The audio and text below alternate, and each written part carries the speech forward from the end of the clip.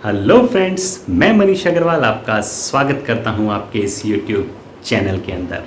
आप भी like and share करके और सब्सक्राइब करके स्वागत कर सकते हैं अगर आप करना चाहो तो।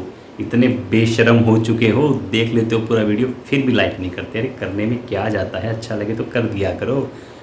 चलो नहीं करना आपकी इच्छा है, कोई बात नहीं। दोस्तों पता है आजकल एक बहुत अच्छी चीज़ हो रही है सब लोगों के साथ में कि हर बंदे के अंदर बिज़नेस करने का कीड़ा जग रहा है। मुझे बिज़नेस करना है, मेरे पास इतने फ़ोन आते हैं, सर जीएसटी नंबर ले दो मुझे बिज़नेस करना है।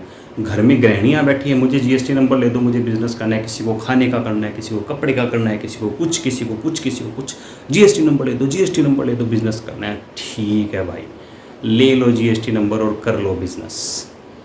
लेकिन बिना बिजनेस के या आपने छोटे छोटे कामों के लिए अगर जीएसटी नंबर ले लिया है तो आप अपने लिए एक बड़ी समस्या भी खड़ी कर लेते हो। वो क्या होती है वो बताता हूँ आपको। एक एग्जांपल देखिए, मैं अपनी सिस्टर के घर में गया, उसने जीएसटी नंबर ले रखा था, घर से कुछ काम करना था उसको तो उसने अपने नाम से जीएसटी नंबर ले रखा था। मैं उसके घर गया तो वो नोट गिन रही थी। मैंने कहा ये क्या बड़े नोट इकट्ठे कर रखे हैं? कहती हैं हाँ मेरे पास में ना इधर उधर से थोड़े बहुत पैसे आ जाते हैं, वो मैं इकट्ठा कर लेती हूँ। मैंने कहा अच्छा तो अब इन पैसों का क्या करोगी?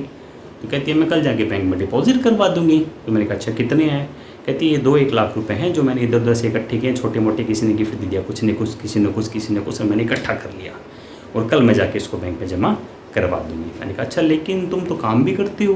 कहती है हाँ मैं काम करती हूँ, मैंने जीएसटी नंबर भी ले रखा है। मैंने कहा अच्छा तो फिर तुम ये 2 लाख रुपए कौन से बैंक अकाउंट में जमा करवाओगी? कहती है मैं अपनी सेविंग बैंक अकाउंट में जमा करवा लूँगी कल, क्योंकि जीएसटी का तो मेरा करंट अकाउंट अलग से चलता है फॉर्म का, तो मैं सेविंग बैंक में जाके इसको जमा करवा दूँगी। मैंने कहा अच्छा ये सीख तुमको किसने दी कि तुम सेविंग बैंक अकाउंट में जो पैसा जमा करवा रहे हो वो आपका सेविंग बैंक अकाउंट जीएसटी के दायरे में नहीं आता। कल को तुम ये 2 लाख रुपए जाके अपने सेविंग बैंक अकाउंट में जमा करवा आओगी और जीएसटी डिपार्टमेंट पूछेगा कि ये 2 लाख रुपए किस चीज़ का है, तो तुम क्या बोलोगी? सोचने लगी, बात तो तू ठीक कह रहा है, लेकिन मैंने अपने प्रोफेशनल से पूछा था या मेरे अकाउंटेंट से पूछा था, उसने तो कहा कि करंट अकाउंट में जो पैसा जमा होगा खाली उसी पे जीएसटी देना होता है, लेकिन सेविंग बैंक में जो पैसा डिपॉजिट होगा उस पर तो जीएसटी देने की कोई ज़रूरत ही नहीं होती। इसलिए मेरे पास तो जो भी इधर उधर से कैश आता है मैं सेविंग बैंक अकाउंट में जमा करवाती रहती हूँ।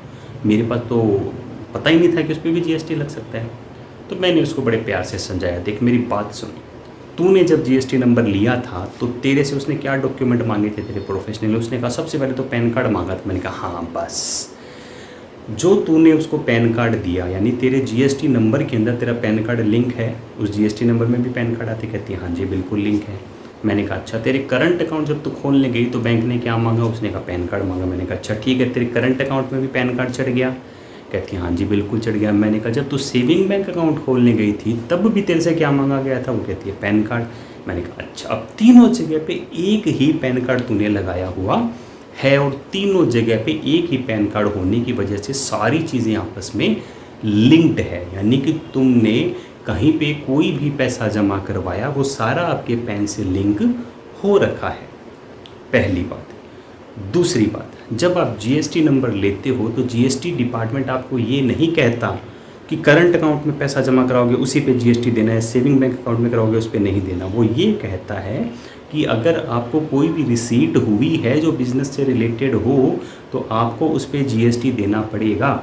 अगर आपको कोई ऐसी रिसीट मिलती है जो बिज़नेस से रिलेटेड ना हो तो उसको आप जस्टिफाई कर दो कि ये बिज़नेस से रिलेटेड नहीं है, वरना हम उसको मान लेंगे कि ये बिज़नेस की रिसीट होगी। आए समझ में? यानी कि जैसे सेविंग बैंक अकाउंट के अंदर आपने कोई भी पैसा जमा करवाया, डिपार्टमेंट आपसे पूछ सकता है ये पैसा कहाँ से आया, तो आपको उसका रिप्लाई करना पड़ेगा कि ये पैसा मेरे बिज़नेस का नहीं है, ये पैसा मेरे को यहाँ से आया। जैसे कि आप बिज़नेस के साथ साथ नौकरी भी कर रहे हो तो आपको सैलरी मिल रही है, आप बोल सकते हो ये पैसा सैलरी का है इसलिए इस पर जीएसटी नहीं लगेगा। ठीक है, डिपार्टमेंट कहेगा ठीक है नहीं लूँगा, ले जाओ। दूसरा, आपने किसी फ्रेंड से पैसा उधार लिया, आप बोल सकते हो ये पैसा मैंने फ्रेंड से उधार लिया, इस पर जीएसटी नहीं लगेगा। डिपार्टमेंट कहता है ठीक है कोई बात नहीं है मैं नहीं लूँगा। ठीक कह रहे हो आप, सैलरी पे नहीं लूँगा, लोन पे नहीं लूँगा, कोई गिफ्ट मिला उस पे नहीं लूँगा, या और किसी पर्पज़ से आपके पास में पैसा है, वो पर्पज़ मेरे को ढंग से बता दो। अगर वो पर्पज़ सेल्स के दायरे में नहीं आता है तो मैं आपसे जीएसटी नहीं लूँगा। लेकिन अगर किसी पैसे का पर्पज़ आप नहीं बता पाए तो मैं उस पर आपसे जीएसटी लूँगा, क्योंकि वो आपने 2 नंबर में सेल्स करी और उसका पैसा आपने सेविंग बैंक अकाउंट में जमा करवाया है जीएसटी बचाने के लिए, मैं तो ये मान के चलूँगा। तो डिपार्टमेंट आपको ये कह सकता है और उसका आपके पास में कोई जवाब नहीं होगा।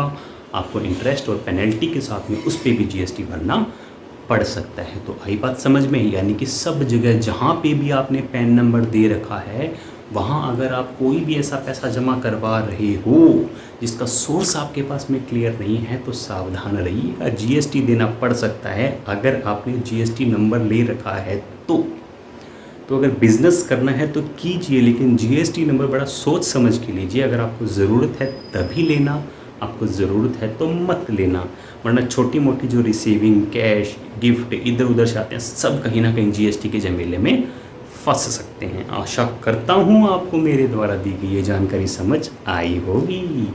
अगर नहीं आई है तो क्या करते हो बोलो, कमेंट बॉक्स के अंदर कमेंट डाल देना कि सर ये बात नहीं समझ आई, इसे दोबारा समझाओ। तो मैं वहीं कमेंट में ज्ञान दे दूंगा इतना बड़ा कि ये लो बेटा, इसका मतलब ये होता है, तब समझ आ जाएगा।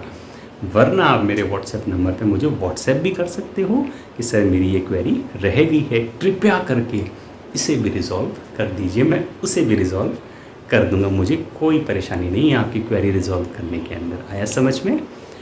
अगर आपको मेरी वीडियो अच्छी लगती है तो उसे लाइक एंड सब्सक्राइब कर दिया करें, देख के आगे ना बढ़े उसे शेयर कर दिया करें, जिससे और भी किसी को ज्ञान की प्राप्ति हो जाए। ठीक है, तो लाइक एंड सब्सक्राइब कीजिएगा, शेयर भी कीजिएगा। अगर वीडियो अच्छी लगती है तो आपकी कोई भी क्वेरी हो कमेंट बॉक्स में डालिएगा, मैं रिप्लाई करूँगा। आशा करता हूँ आपको सारे रिप्लाई मिल गए होंगे।